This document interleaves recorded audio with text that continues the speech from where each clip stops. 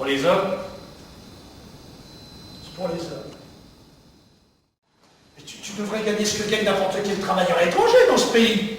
Comme tu travailles 2 fois plus, tu dois gagner plus. En plus, tu touches une prime de risque. Et même si tu ne donnes que la moitié de la prime, ton salaire est supérieur à la moyenne. Donc pas si mal que ça. Et pourtant, tu habites dans le pire taudis qu'on puisse imaginer. Et en habitant avec moi, tu ne vois que la moitié du loyer, qui est infime. Même ça, tu ne payes pas. Et quand je te demande de me rembourser ce que tu me dois, tu me dis « Ah ouais, j'ai pas d'argent !» Par contre, toi, t'en as. Quoi? Toi, t'as toujours de l'argent. Tu te rends compte de ce que tu viens de dire, hein? Quoi, c'est pas vrai? Tu te rends compte que je vais finir par perdre patience? Si tu payes, c'est que t'en as. Est-ce que tu te rends compte que j'ai déjà perdu patience?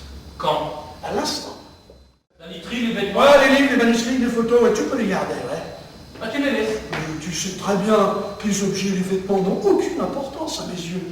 J'appartiens à la société de post-consommation. Tandis que toi, tu en es encore au stade du commerce de la verroterie et de la pierre taillée. Quand t'as les papiers, ouais, laisse tomber. Tu laisses tout. Peut-être pas tout. Non, je prendrais bien quelque chose en souvenir. Une petite chose de rien du tout, sans valeur. Qu'est-ce que je pourrais bien...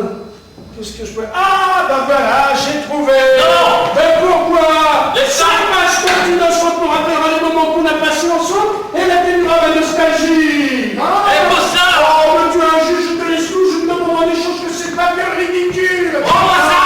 Allez, mon petit chien, on va laisser tomber, on va partir loin d'ici, hein. Ouh, regarde, ton maître est furieux, hein. Allez, te laisse pas attraper, hein. Sauve-toi.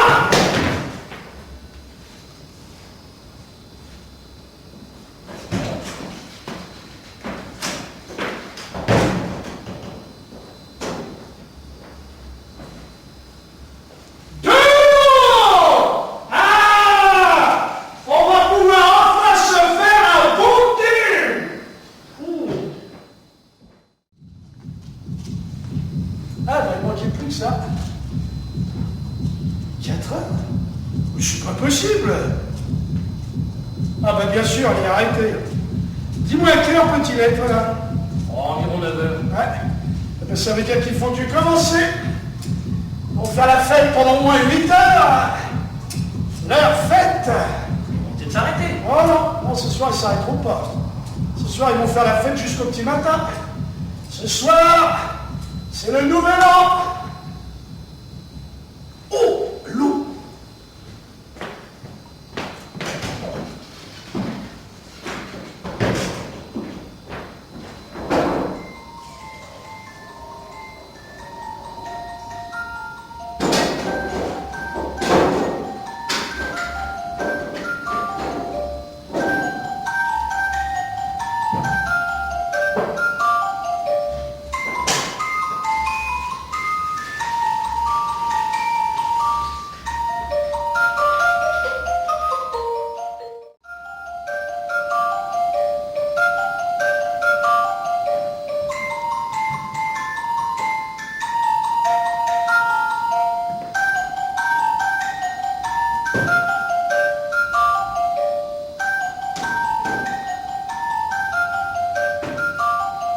Réveille-toi. C'est prêt? Réveille-toi. Qu'est-ce qu'il y a? Le nouvel an. Laisse-moi. Ah non, pas question, je ne vais pas boire en Suisse, hein. Mais je veux pas...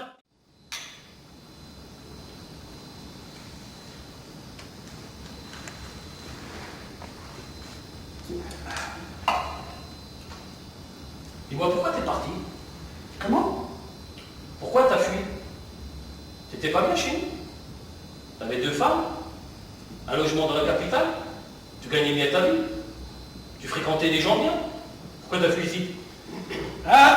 On ne fuit pas vers quelque chose, on fuit quelque chose. Ben justement, là-bas, t'étais mieux qu'ici. Un jour, je me promenais dans un parc et des enfants jouaient dans une allée. Et j'ai remarqué, caché derrière un massif de lilas, un enfant un peu plus âgé que les autres. Il ramassait des cailloux et il les jetait sur les autres enfants. Et il se cachait tout de suite après. Hein. Ça avait l'air de l'amuser. Costaud le môme, hein, bien bâti. Hein. Il ramassait des cailloux, il les jetait et il se cachait. Il les jetait et il se cachait. Quel âge, non? Oh, 10, 12 ans. C'est comme le mien. Ça va faire 5 ans, ça, maintenant. Eh ben, mon aîné, il a 14 ans.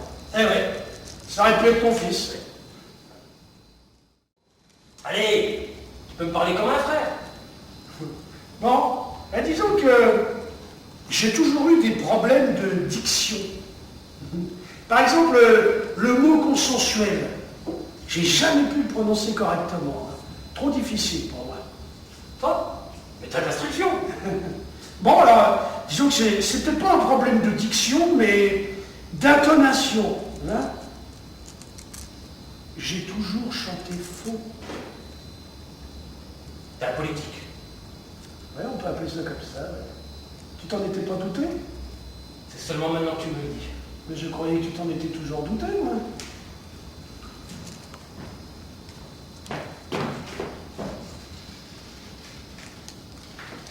T'es sur la liste? Oh bah probablement, oui. Ah, tout ça, c'est des conneries pour me faire peur. Un homme, toi, un veau, pire, un bœuf, borné, désarmé, stupide, une bête de somme, bonne à tirer la charrue jusqu'au moment où elle tomberait morte. Et il en veut encore, hein, du travail, s'il vous plaît, puis du foin aussi, hein. Il est content, il a tout ce qu'il souhaite, hein. Dis, t'es content, hein? Ne fous pas!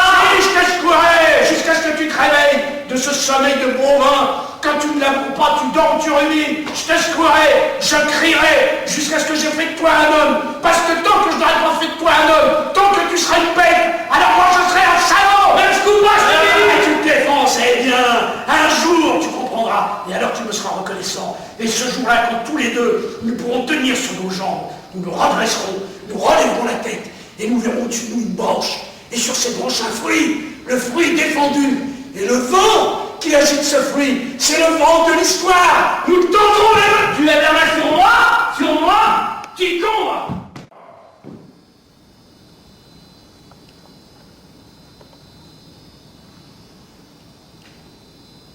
Ils sont partis. Y a pas le feu? C'était peut-être pas les pompiers, ça pouvait être la police. T'as dit que c'était un incendie. À hypothèse. Ça pouvait être aussi une grève. De l'électricité? De l'eau et de l'électricité. Pour ça qu'il est pas bon. On va voir ça, Rends-moi ça, c'est à moi! je comprends. Rends-moi ça, voleur! Je comprends maintenant pourquoi tu n'avais jamais d'argent, hein?